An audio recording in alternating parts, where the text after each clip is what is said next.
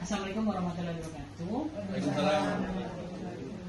Sebelumnya saya mohon maaf untuk Bapak dan Ibu, saya mengganggu waktunya sebentar karena saya sebagai wakil kesiswaan menganggap hal ini penting bagi kita, harus kita bicarakan.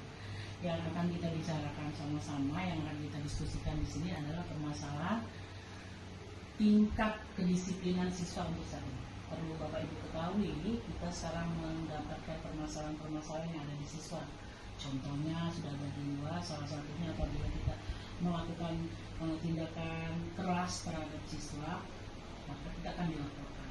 Jadi dari situ saya mengumpulkan Bapak Ibu semua untuk memberikan saya masukan ataupun ide-ide bagaimana caranya supaya kita mendidik anak, mendisiplin anak, lebih menggunakan hukuman yang preventif atau bersifat pembelajaran.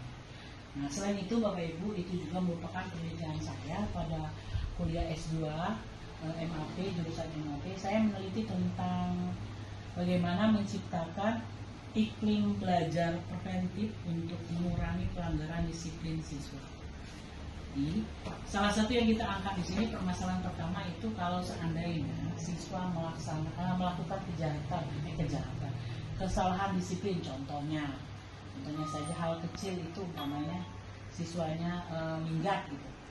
Apa yang akan kita lakukan, pendekatan cara apa yang harus kita lakukan supaya anak tersebut bisa mengurangi kenakalannya tapi tanpa menghukumnya dengan menggunakan kekerasan. Kita ketahui selama ini terutama di daerah kita, kalau kita tidak menghukum siswa, maka siswa itu akan mengulangi atau ibarat kata manja. Dibikinnya cuma disuruh ini, cuma disuruh squat jump, cuma disuruh push up, maka mereka akan mengulanginya lagi. Sekarang bagaimana cara kita, upaya kita agar mereka diberi hukuman dan akan tidak mengulanginya lagi? Bagaimana? Saya mohon pendapat saran Bapak. Apakah ada pendapat dari sarannya? Baik Bu, saya akan mencoba memberikan saran untuk permasalahan disiplin tadi. Bagaimana caranya kita supaya bisa mengurangi pelanggaran anak-anak dan meningkatkan kedisiplinan, kemudian memberikan efek jerak kepada anak-anak. Kalau menurut saya, bagaimana Bu kalau kita pakai sistem poin?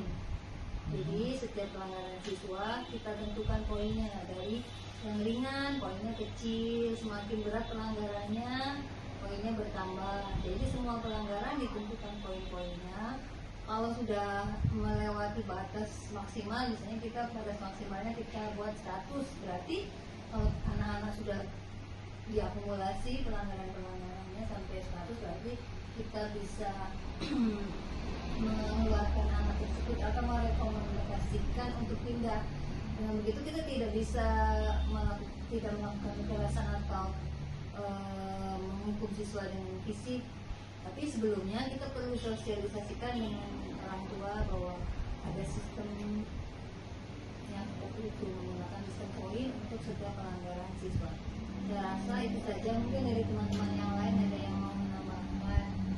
Terima kasih. Ide bagus Bapak ya, tapi kita kendalanya seperti itu. Kalau seandainya poinnya belum maksimal, anak masih mengulangi terus, berarti kan ada kekurangannya sisinya. Bagaimana supaya anak-anak itu sekali dapat poin tertinggi, umpamanya 50 poin, dia tahu umpamanya standar maksimalnya 100, bagaimana di fase 50 dia bisa stop mengurangi disiplinnya. Kadangkala anak-anak itu berdasarkan pergaulannya akan terus mengulangi. Bagaimana caranya? Tapi ide Ibu bagus. Bagaimana pendapatnya lain? Kira-kira kalau saya gini, pertama untuk kedisiplinan anak itu ada ini dulu, guru piket. Kita anaknya guru piket, kalau sudah dapat dari guru piket masih langsung ke wali kelasnya. Ngasih ke wali kelasnya, panggilan pertama, kedua, ketiga. Kalau wali kelas tidak angkat tangan, anak masih belum bisa merubah kelakuan yang seperti yang melanggar aturan sekolah, baru kita ke BK. Guru BK mungkin manggil orang tuanya, dan kita wali kelas manggil dulu orang tua sekali, 2 kali, 3 kali, tidak sanggup dan masih hanya berubah sementara ke BK di itu ada jenjang-jenjangnya. Walaupun umpamanya poinnya sudah hampir mendekati 100, tapi kalau belum sampai jenjang atas nggak bisa juga kita langsung mengeluarkan anak tersebut. Jadi memang dari tahap awal, sekolah, guru piket, mereka dan seterusnya. Saya saja saja. Berarti itu perpanjangan dari yang dari bawah tadi. Itu juga bagus juga. Bagaimana? Ada lagi tambahan? Tapi kalau sistem mungkin anak-anak ini kan apa, karena teman-teman jadi terpengaruh ini terpengaruh itu, mungkin dengan cara kita memisahkan mungkin kelasnya, atau itu mungkin bisa mengurangi. Terkadang anak-anak itu kan hanya terpengaruh. Kalau memang ada perubahan berarti kan sistem itu bisa kita coba. Pergaulan remaja. Iya, karena mereka biasa terpengaruh oleh teman. Jadi sudah ada dua alternatif nih. Yang pertama kita kasih per poin, yang kedua kita pisahkan, kita cobakan dulu dipisahkan. Semua idenya saya tampung ya ibu. Saya rasa itu bagus semua. Kita akan terus mencari, berinovasi, mencari hal-hal terbaik untuk anak-anak agar lebih baik lagi.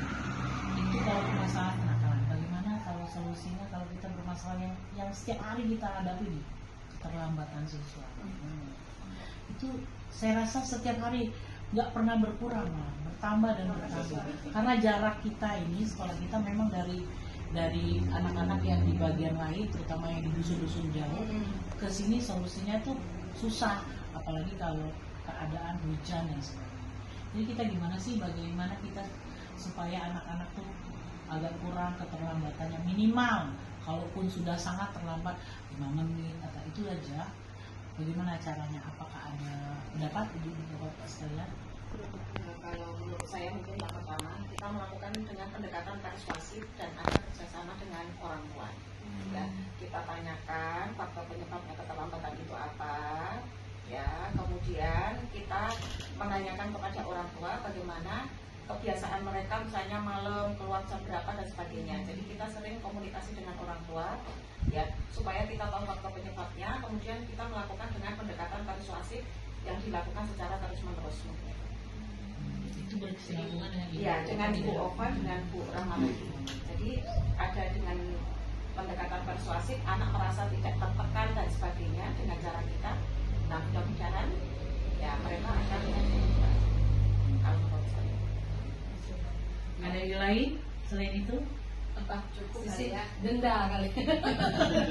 Ya, kalau zaman dulu kita sekolah denda. Saya apa denda? Misalnya satu kali terlambat denda buku atau gimana kan? Nah, tapi kalau itu takut memberatkan ya. Wah, Terutama Selain itu nanti kalau disorong di luar, ya misalnya. takutnya. Jadi nggak ada. Mungkin bisa juga kita kasih dia apa, hukuman, tapi bukan hukuman fisik, misalnya kalau terlambat ya apa, menghafal ayat-ayat suci, suci, mengaji Al-Quran, bersama, ya. mungkin dia Ada efek ya, jerah. harus Harus menghafal, menghafal kalau surah nggak apa. harus hafal dulu baru bisa masuk kelas. Mungkin itu agak mengurangi daripada kita hukum yang dengan fisik atau kekerasan atau menugaskan untuk membersihkan halaman sekolah. Mungkin Saya rasa mungkin ibu-ibu upaya yang menghafal itu cukup baik, karena biasanya kalau anak-anak udah tahu kalau seandainya terlambat pasti dihukum bersihin sekolah nih, bersihin WC dan sebagainya. Tapi kalau menghafal, jadi mungkin itu akan membuat mereka, saya harus hafal. Kalau gitu saya harus nggak tepat waktu, harus berangkat dong nanti daripada menghafal. Saya rasa itu idenya bagus.